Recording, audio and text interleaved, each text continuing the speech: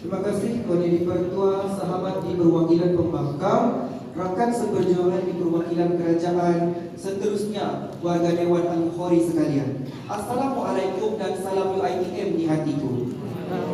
Mewakili barisan pembangkang dari IPG Kampus Gaya, kami mengucapkan terima kasih kepada UiTM Sabah atas penganjuran debat persahabatan pada kali ini.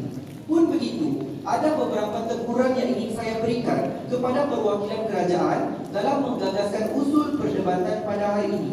Bacaan usul pemberian subsidi bersasar penyelesaian krisis ekonomi rakyat. Usul ini adalah usul ekonomi. Kita hendak menilai keupayaan pemberian subsidi bersasar ini sama ada ianya dapat menyelesaikan krisis ekonomi rakyat ataupun tidak. Baik, teguran pertama, frasa pemberian subsidi bersasar. Pihak kerajaan katakan pada hari ini subsidi bersasar ini adalah kerajaan turunkan harga barangan pada tahun 2024. Pun begitu, ingin saya tegur, analisis pemberian subsidi bersasar ini tidak boleh berhenti setakat frasa tersebut. Anda perlu nilai apa keupayaan pemberian subsidi bersasar. Banyak untuk melindungi golongan miskin berpendapatan rendah, menyumbang kepada kestabilan serta pertumbuhan ekonomi negara, menyelesaikan masalah kemiskinan dan ekonomi rakyat. Itulah yang Anda perlu cerita dalam konsep Anda sebentar tadi, yang Anda tinggalkan sepi warga dewan sekalian.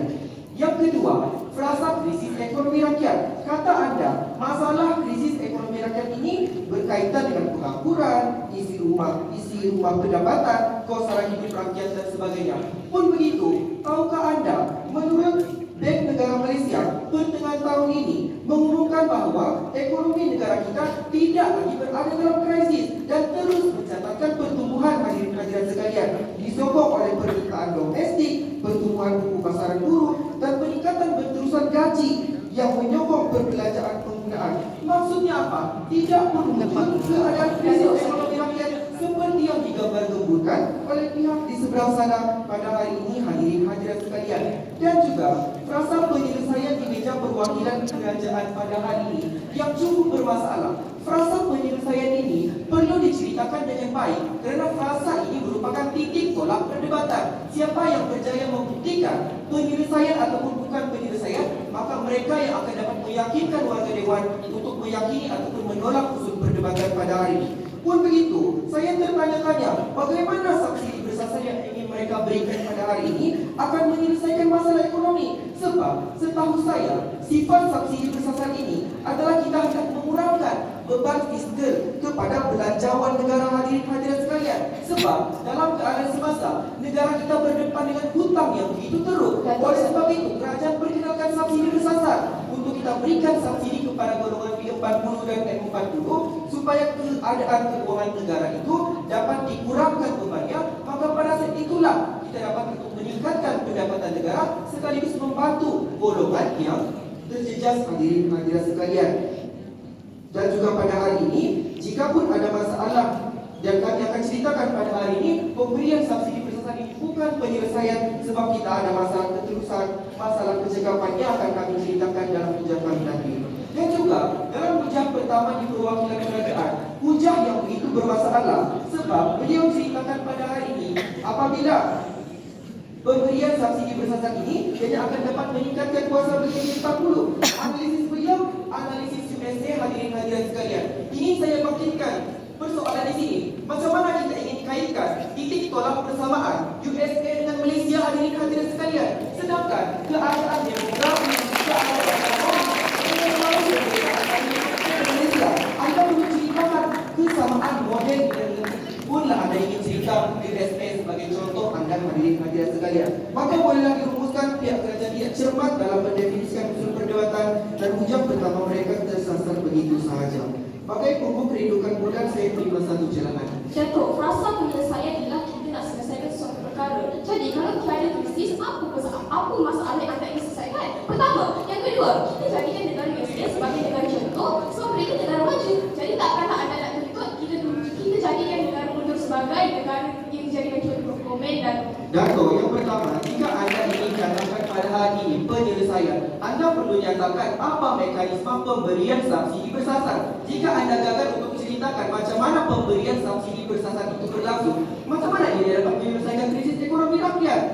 Itu yang pertama. Yang kedua, jika anda ingin ambil USS sebagai model yang relatif, anda perlu tunjukkan apa persamaannya dengan Malaysia. Barulah kita boleh bersetuju dia boleh dijadikan sebagai model yang relatif. Baik, di perwakilan pertama, kami akan katakan pada hari ini, pemberian subsidi bersasar bukan penyelesaian krisis ekonomi rakyat. Sebab kami nilai ketidakmampuan pemberian subsidi bersasar dalam menyelesaikan krisis ekonomi rakyat berdasarkan 3 perkara.